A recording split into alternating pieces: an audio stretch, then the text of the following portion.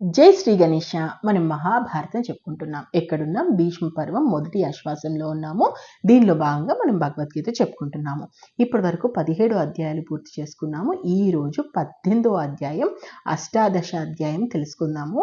దీనిలో 78 శ్లోకాలు ఉన్నాయి. మొత్తం భగవద్గీతలో అత్యధిక శ్లోకాలు ఉన్నటువంటిది ఇదే 78వ శ్లోకాలతో అష్టాదశ అధ్యాయమే.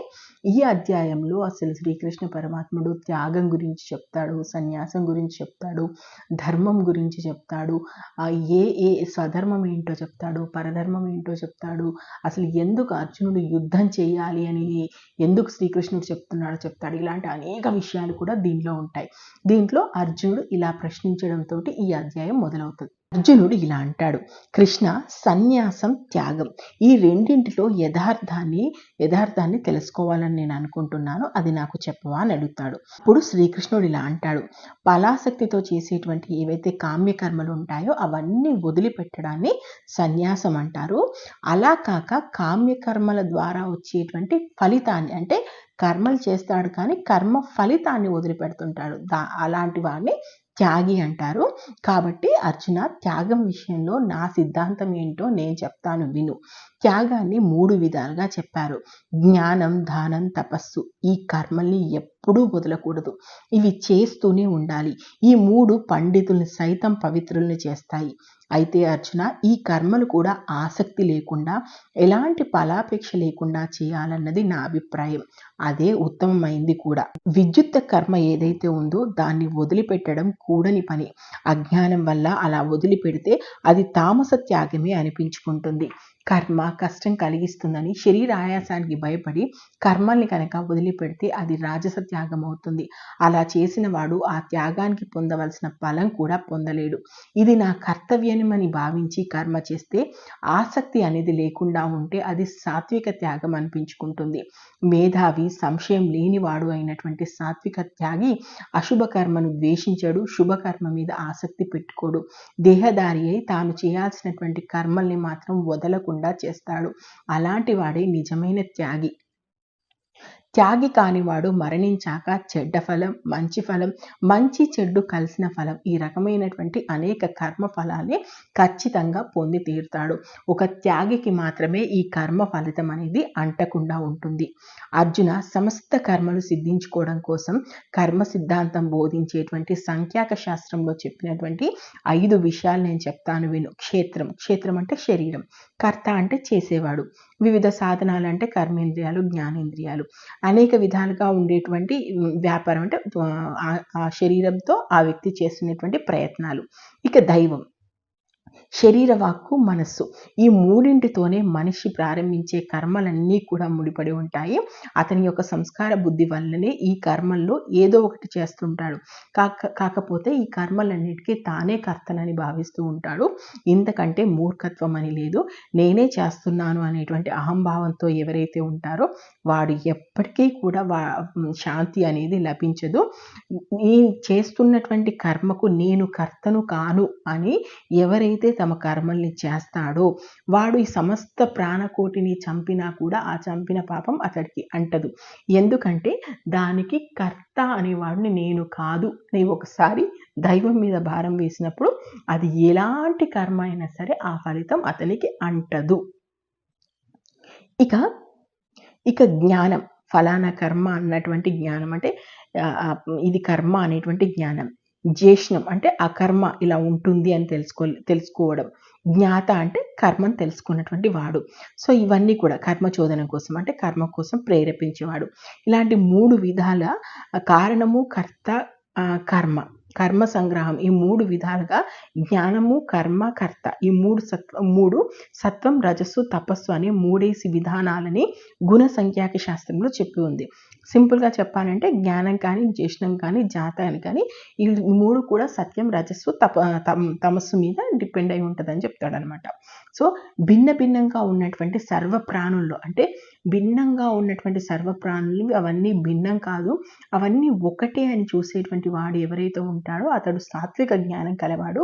అలా కాకుండా భిన్న ప్రాణులు భిన్న భిన్నమైనవని అంటే అనేక ప్రాణులు ఉన్నాయని ఎవడైతే భావిస్తున్నాడో అది రాజస జ్ఞానం.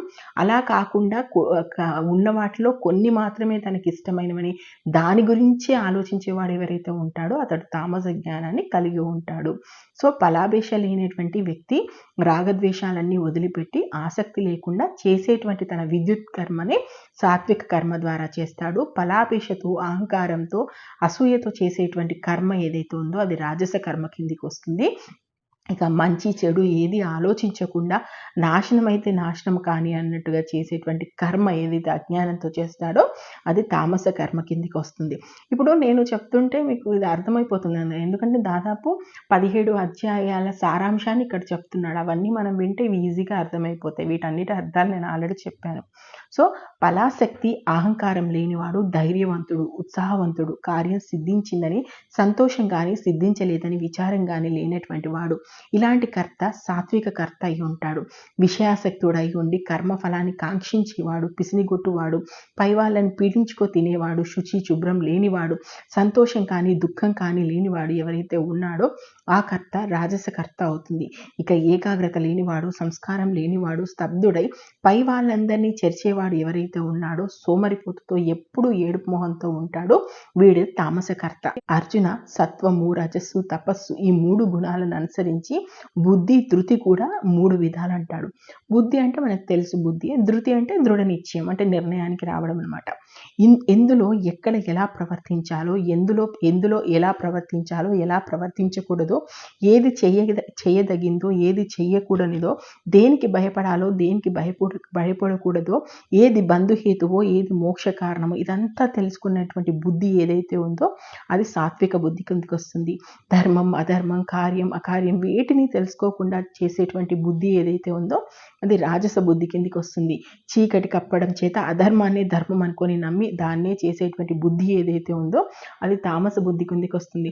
ఇక్కడ శ్రీకృష్ణుడు అన్నింట్లో కూడా 3 గురించి చెప్తున్నాడు. సత్వము రజస్సు తమస్సు ఈ 3 గుణాలకు సంబంధించి బుద్ధి గురించి చెప్పినా, జ్ఞానం గురించి చెప్పినా, లేదంటే త్యాగం గురించి చెప్పినా, లేదంటే ధృతి గురించి చెప్పినా కూడా ఈ 3 ఈ 3 ఎలాంటి వాళ్ళు ఈ 3 ఏ కేటగిరీలోకి వస్తారని మాత్రమే చెప్తున్నాడు అనమాట. మనస్సు ప్రాణాల మీద ఇంద్రియాల మీద తదేక దృష్టితో ఎవరైతే ఉంటుందో ఆ ధృతి అంటే ఆ నిశ్చయం అనేది సాత్విక ధృతి కిందికి వస్తుంది. ఇక ఫలం కోరుకుంటూ ఆసక్తి లేకుండా ధర్మము అర్థము కామం ఈ 3 పురుషార్థాలలోని బందీ అయ్యి ఎవరైతే ఉంటారో అది రాజస ధృతి కిందికి వస్తుంది. ఇక మనిషి దుర్బుద్ధితో నిద్ర భయం శోకం విషాదం మదం వీటితో చేసేటువంటి బుద్ధి ఏదైతే ఉందో ఏదైతే ధృతి ఉందో ఆ ధృతి అనేది తామస ధృతి కిందికి వస్తుంది అనమాట. ఇక సుఖం కూడా 3 విధాలుగా చెప్తాను విను. ఏ సుఖం అభ్యాసం వల్ల ప్రీతి కలిగిస్తుందో, దుఃఖం లేకుండా చేస్తుందో, ఏది మొదట విషంలా ఉండి చివరికి అమృతంలో మారుతుందో, ఏది ఆత్మ జ్ఞానంతో కలిగి ప్రసన్నతను కలిగిస్తుందో ఆ సుఖమే సాత్విక సుఖం. ఏ సుఖం ఇంద్రియ విషయాల మీద వాటి కలయిక వల్ల కలుగుతుందో, ఆరంభంలో అమృతంలా ఉండి చివర విషంలా మారుతుందో ఆ సుఖం రాజస సుఖం. ఇక ఏ సుఖం ఆరంభంలోనూ అంతంలోనూ మోహాన్ని కలిగిస్తుందో, ఏది నిద్ర బద్ధకం పొరపాటు వీటి వల్ల కలుగుతుందో ఆ సుఖం తామస సుఖం. ప్రకృతి నుంచి పుట్టిన సత్వము రజస్సు తమస్సు ఈ 3 గుణాలు వదిలిపెట్టేటువంటి పదార్థం భూమి మీదే కాదు, ఆకాశం మీదే కాదు, స్వర్గంలో కాదు, ఎక్కడా లేదు. అంటే ప్రతి పదార్థం కానీ జీవి కానీ ఏదైనా కానీ సత్వము రజస్సు తమస్సు ఈ 3 గుణాలతోనే ఉంటుందన్నమాట. అలాగే బ్రాహ్మణులకి క్షత్రియులకి వైశ్యులకి శూద్రులకి వారి వారి స్వభావం వల్ల పుట్టినటువంటి ఈ గుణాల వల్ల వారి వారి కర్మలు ఏర్పడ్డాయి. నిజానికి శమం దమం శుచిత్వం తపస్సు ఓర్పు సరళత్వం జ్ఞానం విజ్ఞానం ఇదంతా కూడా బ్రాహ్మణుల స్వభావం. కాబట్టి వాళ్ళు దానికి తగ్గట్టుగా కర్మలు చేయాలి. శౌర్యం ధైర్యం దక్షత యుద్ధంలో పలాయనం చిత్తగించకపోవడం దాతృత్వం ప్రజాపాలన అనేది క్షత్రియులకు స్వభావ సిద్ధంగా ఉన్నటువంటి కర్మ. కాబట్టి అది అతను చేయాలి. ఇక వైశ్యుల విషయానికి వస్తే వ్యవసాయం పశువులు పెంచడం వ్యాపారం ఇది వైశ్యులకు స్వభావ సిద్ధంగా ఉన్నటువంటి కర్మ. కాబట్టి ఈ కర్మని అతను చేయాలి. అలాగే పరిచర్య చేయడం శూద్రులకు స్వభావ సిద్ధమైనటువంటి కర్మ. కాబట్టి వీళ్ళు దానిని అనుసరించాలి. తమ స్వభావ సిద్ధమైనటువంటి కర్మల్లో తత్పురుషుడైన వ్యక్తి అంటే ఏదైతే తాము చేయాల్సినటువంటి కర్మ ఉందో, ఏదైతే తమకు ధర్మమో, ఆ ధర్మాన్ని చేయడం అనేదే ముఖ్యం. అది కాకుండా వేరొకరి కర్మ అంటే వేరొకరి ధర్మాన్ని ఎంత గొప్పగా ఆచరించినా కూడా అది అధర్మమే అవుతుంది. నువ్వు నీ ధర్మంలో ఒకవేళ నువ్వు పొరపాట్లు చేసినా కూడా అందులో ఎలాంటి లోపం ఉండదు. కాబట్టి నీ ధర్మాన్ని నువ్వు చేయాలి అని చెప్తాడు. అంచేత అన్ని విషయాల్లోనూ ఆసక్తిని మానుకొని ఆత్మ నిగ్రహంతో భోగకాంక్ష లేకుండా తన స్వభావ సిద్ధమైనటువంటి కర్మలు చేస్తూ కర్మఫలం సన్యసించడం వల్లనే నిష్కామ కర్మ అనేది సిద్ధిస్తుంది.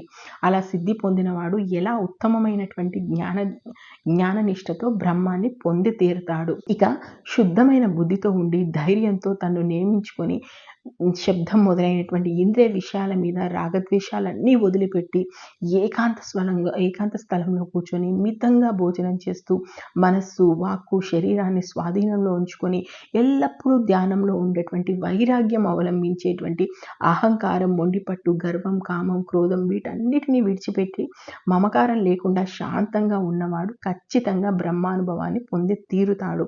బ్రహ్మభావం పొందినవాడు ప్రసన్న చిత్తుడవుతాడు. ఇంకా దేనికోసం విచారించడు, దేనిని కావాలనుకోడు, సమస్త ప్రాణుల్ని సమంగా చూస్తాడు. ఉత్తమమైన నా భక్తిని సంపాదించాడు. ఆ భక్తితో నిజానికి నేను ఎవరినో, అతడు ఎవరో అదంతా కూడా అతడు తెలుసుకోగలుగుతాడు. అలా నా యథార్థ స్థితిని తెలుసుకున్న తర్వాత నాలోనే ప్రవేశిస్తాడు. ఎల్లప్పుడూ సర్వకర్మలు చేస్తూ ఉండి నన్ను ఆశ్రయించి నా అనుగ్రహం వల్ల శాశ్వతమైన నాశనం లేని మోక్షాన్ని పొంది తీరుతాడు. కాబట్టి అర్జున, అన్ని కర్మలను మనసా నాకు అర్పించు, నా మీదే ఆసక్తి పెట్టుకో, బుద్ధి యోగాన్ని ఆశ్రయించి నా మీదే మనసు లగ్నం చేయి. నా మీదే మనసు లగ్నం చేస్తే నా అనుగ్రహం వల్ల అన్ని ఆటంకాలు అవలీలగా తొలగిపోతాయి. అహంకారంతో నా మాట వినకపోయావో అన్నీ నశిస్తాయి. అహంకారంతో యుద్ధం చేయకుండా ఉండాలని ప్రయత్నిస్తే నీ ప్రయత్నం వ్యర్థమే అవుతుంది. అర్జున, స్వభావ సిద్ధంగా, ప్రకృతి సిద్ధంగా నువ్వు క్షత్రియ స్వభావం నీది. నువ్వు క్షత్రియుడివి కాబట్టి నువ్వు చేయాల్సినటువంటి కర్మలు నువ్వు చేయాలి. స్వభావ సిద్ధంగా నువ్వు చేయాల్సినటువంటి కర్మలకి నువ్వు బద్ధుడివిగా, నువ్వు స్వతంత్రం లేనివాడివి, నువ్వు చేయాల్సి వస్తుంది కాబట్టి చెయ్యి. ఎందుకంటే అన్నిటినీ నా మీద వదిలేసి నువ్వు క్షత్రియుడి కాబట్టి నీ ధర్మం యుద్ధం చేయడం, కాబట్టి యుద్ధం చేయి అంటాడు. నీకు ఒక విషయం చెప్తాను, విను అర్జున. ఈశ్వరుడు ప్రాణులు 50 మంది హృదయాల్లో ఉండి యంత్రం మీద పెట్టి తిప్పినట్టు వాటిని తన మాయ చేత తిప్పుతున్నాడు. అర్జున, అన్ని విధాలా ఆ ఈశ్వరుణ్ణి ఆశ్రయించు. అతడి అనుగ్రహం వల్ల పరమ శాంతిని, శాశ్వతమైనటువంటి మోక్షాన్ని పొందుతావు. ఇలా రహస్యాలన్నింటిలోనూ రహస్యమైనటువంటి జ్ఞానం నీకు చెప్పాను. ఇది బాగా యోచించి ఎలా నీకు ఇష్టమైతే అలా చేయి. నువ్వు నాకు ఇష్టమైన వాడివి, అంచేత నీ క్షేమం కోరి రహస్యాలలో రహస్యమైన విషయాలు మళ్ళీ చెప్తున్నాను విను. నా మీద నీ మనసు పెట్టు, నా భక్తుడివిగా నన్ను భజించు, నాకు నమస్కరించు. అప్పుడే నన్ను నువ్వు పొందుతావు. నిజం ప్రతిజ్ఞ చేసి చెప్తున్నాను. నువ్వంటే నాకు ఇష్టం. సర్వధర్మాలు పరిత్యజించు, నన్ను ఒక్కన్ని ఆశ్రయించు. సర్వ పాపాల నుంచి నిన్ను నేను విడిపిస్తాను. విచారించకు. అర్జున, తపస్సు లేనివాడికి, భక్తి లేనివాడికి, వినాలని కోరిక లేనివాడికి, నన్ను నిందించేవాడికి ఇది ఎప్పుడూ చెప్పకూడదు. అయితే పరమ రహస్యమైనటువంటి దీనిని నా భక్తుల మధ్య చెప్పేవాడు మాత్రం నా పరమ భక్తుడై నన్నే పొందుతాడు. సందేహం లేదు. అంతేకాదు, అతడి కంటే నాకు ప్రియం చేసేవాడు మనుష్యులలో మరొకడు ఉండడు. భూమి మీద అంతకంటే నాకు ప్రియమైన వాడు మరొకడు లేడు. మన ఇద్దరి ఈ ధర్మ సంవాదం చదివినవాడు జ్ఞానయజ్ఞంతో నన్ను పూజించిన వాడవుతాడన్నది నా అభిప్రాయం. అలాగే అసూయ లేకుండా శ్రద్ధతో ఇది వినేవాడు కూడా పుణ్యకర్మలు చేసేవాళ్ళు పొందే పుణ్యలోకాలు పొందుతాడు. అర్జున, ఏకాగ్ర చిత్తంతో నువ్వు విన్నావు కదా, అజ్ఞానం వల్ల కలిగినటువంటి నీ మోహం ఇకనైనా నశించిందా అని అడుగుతాడు. అప్పుడు అర్జునుడు ఇలా అంటాడు, కృష్ణ, నీ అనుగ్రహం వల్ల నా మోహం పూర్తిగా నశించింది. నా కర్తవ్యం ఏంటో, నా ధర్మం ఏంటో నాకు తెలిసొచ్చింది. నా సందేహాలన్నీ పటాపంచలయ్యాయి. ఇక నువ్వు చెప్పినట్టే యుద్ధం చేస్తాను అంటాడు. సో మొత్తానికి యుద్ధం చేయనని భీష్మించు కూర్చున్నటువంటి అర్జునుడికి భగవద్గీత చెప్పి శ్రీకృష్ణుడు యుద్ధం చేయడానికి ఒప్పించాడు. సో ఇదంతా ఎవరు చెప్తున్నారు? కృష్ణార్జునుల మధ్య జరుగుతున్నటువంటి సంవాదం మొత్తం సంజయుడు వ్యాస మహర్షి ఇచ్చినటువంటి వరం కారణంగా దివ్య దృష్టితో చూస్తూ ఆ చూసిన దాన్ని ధృతరాష్ట్రుడు చెప్తున్నాడు కదా. సో ఇప్పుడు సంజయుడు ఇలా అంటాడు, శ్రీకృష్ణార్జునుల మధ్య జరిగినటువంటి సంవాదం విన్నాను. అంత రహస్యమైంది, శ్రేష్టమైంది యోగ శాస్త్ర రహస్యాలన్నీ నేను విన్నాను. నా శరీరం అంతా పులికించిపోతుంది. ఆ శ్రీకృష్ణ పరమాత్మని దివ్య దృష్టిని తలుచుకున్నప్పుడు అల్లా నన్ను నా మనసు ఉప్పొంగిపోతుంది. నా నోటి వెంట మాట రావట్లేదు. ఆ విశ్వరూపం నా కళ్ళలో ఇంకా కదలాడుతూనే ఉంది. నాకది ఎంతో ఆశ్చర్యాన్ని, ఆనందాన్ని కలుగజేసింది. అసలు అద్భుతంగా ఉంది అని చెప్పేసి సంజయుడు ధృతరాష్ట్రుడికి చెప్తుంటాడు. సో యోగేశ్వరుడైనటువంటి శ్రీకృష్ణుడు, విలుకాడైనటువంటి అర్జునుడు ఎక్కడ ఉంటే లక్ష్మి, జయం, ఐశ్వర్యం, స్థిరమైనటువంటి నీతి వారికే ఉంటాయి అని చెప్పేసి నా నమ్మకం అని చెప్పేసి సంజయుడు ధృతరాష్ట్రుడికి చెప్పడంతో మనకి భగవద్గీత పూర్తవుతుంది. సో ఇప్పుడైతే మనం భీష్మ పర్వంలో భగవద్గీత పూర్తి చేసుకున్నాము. మరి ఆ తర్వాత ఏం జరిగింది, భీష్మ పర్వానికి సంబంధించి యుద్ధం ఎలా మొదలైంది, ఆ తర్వాత జరిగినటువంటి సంఘటనలు ఏంటి, మొదట శంఖం ఎవరు ఊదారు, ఇంత చెప్పిన తర్వాత కూడా మొదటి రోజు యుద్ధంలో అర్జునుడు ఎందుకు పేలవంగా యుద్ధం చేశాడు, ఇవన్నీ కూడా మనం ముందు చెప్పుకుందాము. నేను మహాభారతం ఉన్నది ఉన్నట్టుగా చెప్తున్నాను. మీకు నచ్చితే ఆశీర్వదించండి. మహాభారతంలో ఇప్పటి వరకు ఏం జరిగిందో తెలుసుకోవాలనుకుంటే మన ఛానల్కి వెళ్ళండి, మహాభారతం ప్లేలిస్ట్ని చూడండి. Thank you. జై హింద్.